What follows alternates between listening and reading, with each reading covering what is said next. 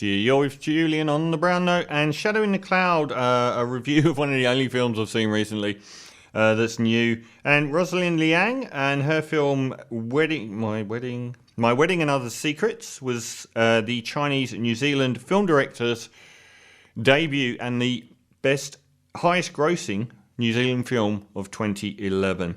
So I think she's in the mix for another big film that's coming up soon. Shadow in the Cloud is an action horror.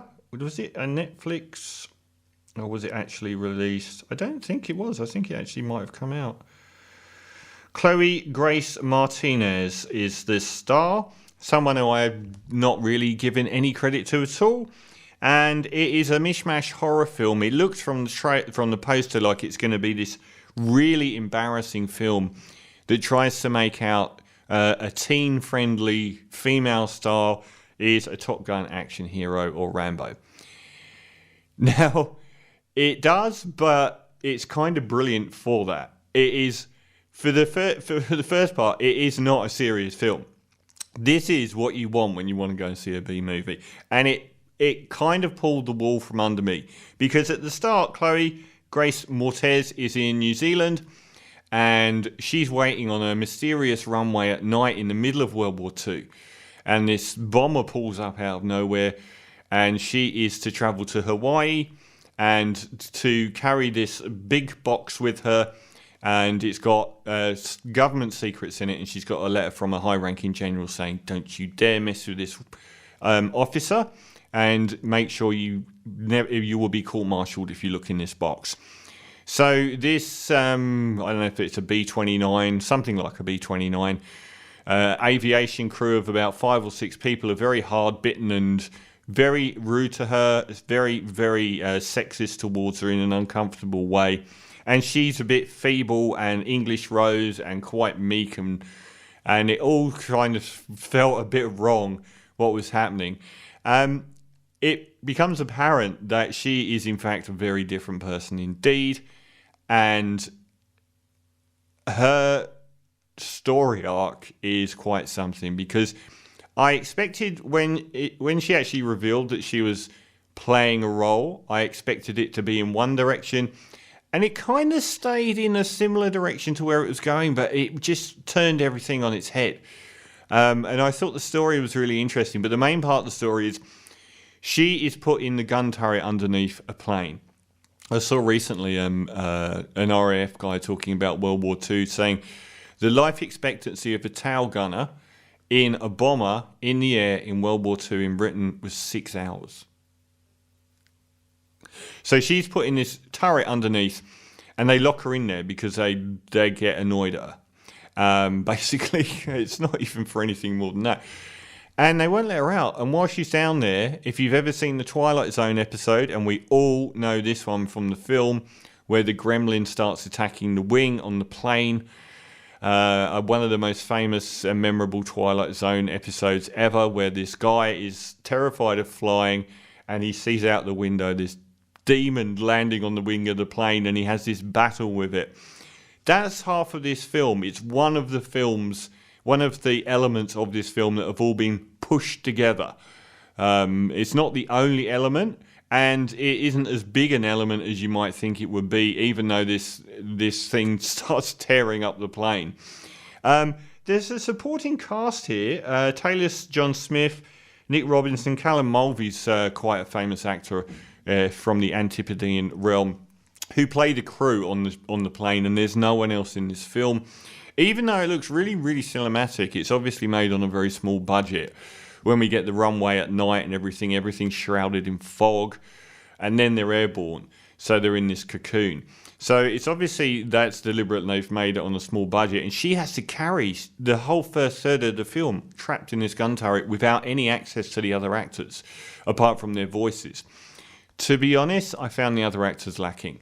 I didn't think they brought much to the equation, whether they were in the film or not. Chloe, I got so much time for her in this, especially as she pulled a dummy on me by making me think she was an idiot for the first third of the film. And then when I found out she wasn't, it went into some really interesting directions. Now, if you sign up for a B movie, which I didn't think this was going to be, I thought it was going to be her being heroic and miscast. Like, what I thought I was getting was Valerian and the City of 1,000, whatever it was, which I loved that film, but the worst casting in history in that movie for the central two leads. And being asked, who was the... I can't remember what the girl's name is, but I would have called her Chloë Grace Martinez. I can't remember. She was the one in Suicide Squad as well, but she was awful, and we were asked to believe that she was this top military person. But she just looked like she was on the beach in a bikini most of the time. And that's what I thought I was getting with her, but I didn't. She really takes on a lot of heavy lifting with this role. The character goes in very unusual directions that make the film more soulful and human, instead of just making it about guns and bombs, which I really liked. And there is some really interesting visual stuff going on when they get attacked by the Japanese fighters. And every time and when it really goes crazy, it goes for hell for leather.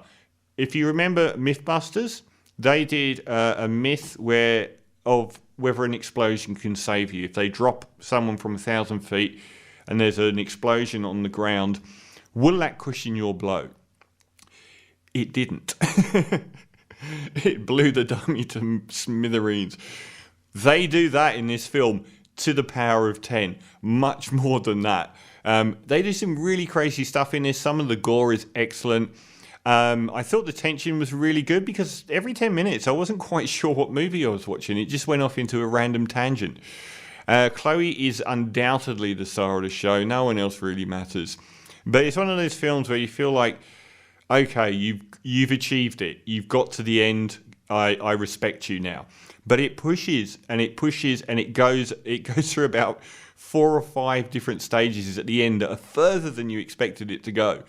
So if you want to, it's got naff reviews from some, and I suspect that might be from people that are watching it a bit without paying attention to the fact that they are joking and they are having a ball, and the fact that it introduces subversive elements into it as well. You got her breastfeeding at one stage, and it's just got this whole unusually human female side of it that doesn't involve just kicking ass, which I expected it to do. And it doesn't need to do that. It involves a lot of more emotion. And the director is really pushed out into some weird territory. So I thoroughly recommend it. I thought it was going to be terrible, but Chloë Grace Moretz, I've got much more respect for you as an actor. And I think Roseanne Liang, the Chinese Kiwi director, has made a terrific, bewildering and completely rewarding B-movie on a tiny budget that looks fantastic and has so much craziness in it. So Shadow in the Cloud, I'm going to give a very solid 8 out of 10. And this is from a film I am going to review at some point. And I saw it very recently, McCabe and Mrs. Miller. And it is such a masterpiece. I haven't seen it before. I love the director and gave an amazing review to the detective yarn, The Long Goodbye. So I was well up for that. But this from the soundtrack, he carried around 3 Leonard Cohen songs with him in his head from Leonard Cohen's debut album from like 1967. And ended up making them the aesthetic centre and core of the film. And this is one of them, Sisters of Mercy. All the sisters